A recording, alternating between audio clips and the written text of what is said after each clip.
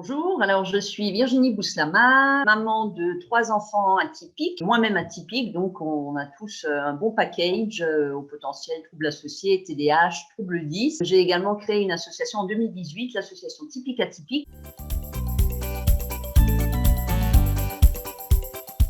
Suite à une prise de conscience, à un manque finalement d'informations qu'on a sur le sujet de la neurodiversité en règle générale en France. Un matin, je me suis levée, je me suis dit qu'en fait, ça serait bien de monter une association pour faire avancer le sujet, pour surtout accompagner les familles qui en avaient besoin, pour leur apporter un soutien et puis partager en fait toutes les connaissances que j'avais acquises, puisque du coup, comme je suis tombée là-dedans et que je trouve ça juste passionnant, j'ai une soif de connaissances qui est énorme, j'arrive pas à m'arrêter. D'ailleurs, je ne fais plus que ça, en fait. Il y a tellement de choses à découvrir, à connaître, et je pense qu'on ne saura peut-être même jamais tout sur ce fonctionnement de notre cerveau. Et ben, je me suis dit, voilà, monter une association pour aider les autres, en fait, pour accompagner et soutenir toutes ces familles d'enfants atypiques qui sont souvent dans des difficultés au quotidien, dans l'errance, médicales et qui ont besoin vraiment de pouvoir parler, d'être soutenus, accompagnés, pour créer du lien, pour proposer des groupes de parole, d'échange, pour proposer aussi des outils concrets, puisque c'est souvent aussi les difficultés qu'ont les familles. Une fois qu'on a les bilans, c'est super, mais après, on fait quoi en fait?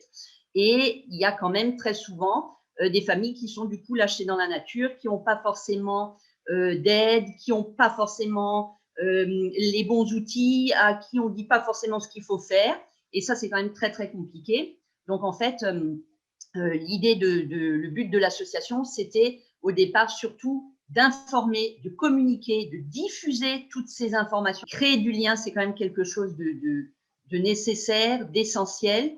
Et ça permet à des familles de sortir la tête de l'eau. C'est une bouffée d'oxygène. Et ce qui est extraordinaire dans les groupes de parole, c'est qu'il y a des amitiés qui se créent.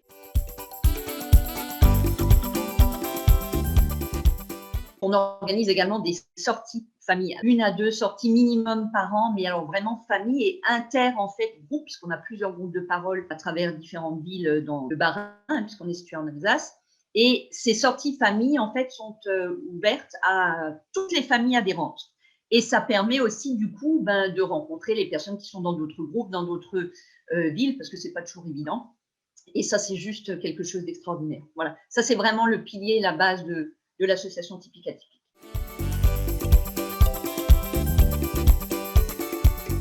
L'événement phare de cette année pour nous, et on en est ravis, c'est qu'en fait, on a organisé la première journée nationale de sensibilisation au TDAH qui aura lieu le 12 juin et Typique Atypique co-organise cette journée avec l'association TDAH pour une égalité des chances qui est présidée par Stéphanie Jacquet et vraiment moi j'en suis ravie. C'est un projet extraordinaire, donc on organise ça pour la première fois. L'idée c'est bien évidemment de reproduire cette journée tous les ans, on ne va pas s'arrêter à une. L'idée c'est encore une fois de diffuser au maximum l'information, de vulgariser, de faire tomber les préjugés, les tabous autour de ces enfants ou adolescents ou adultes.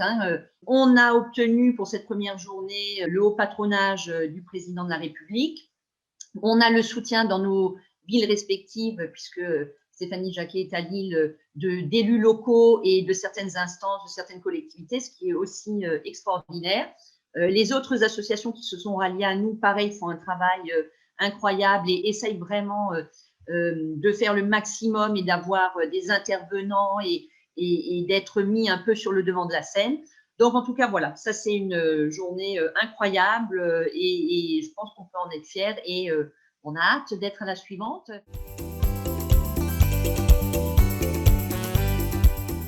Le message positif que j'ai envie de véhiculer, c'est que la neurodiversité, en règle générale, est quand même une force. Le TDAH, puisque ça me touche de près en particulier, même si effectivement ça peut aussi être compliqué au quotidien, je trouve qu'il faudrait donner une image plus positive quand même. C'est quelque chose d'extraordinaire, il faut peut-être juste apprendre à l'apprivoiser, à le dompter. Il y a des solutions, il y a des suivis, il y a des thérapies alternatives, il y a des outils concrets qu'on peut utiliser qui sont peut-être pas assez mis en avant, ça c'est vrai. C'est aussi pour ça qu'on est là, que les associations sont là. De toute façon, on ne doit pas lutter contre finalement sa nature, on ne doit pas lutter contre le TDAH ou contre un autre trouble. On doit juste apprendre à vivre avec et transformer ça et en faire quelque chose d'extraordinaire.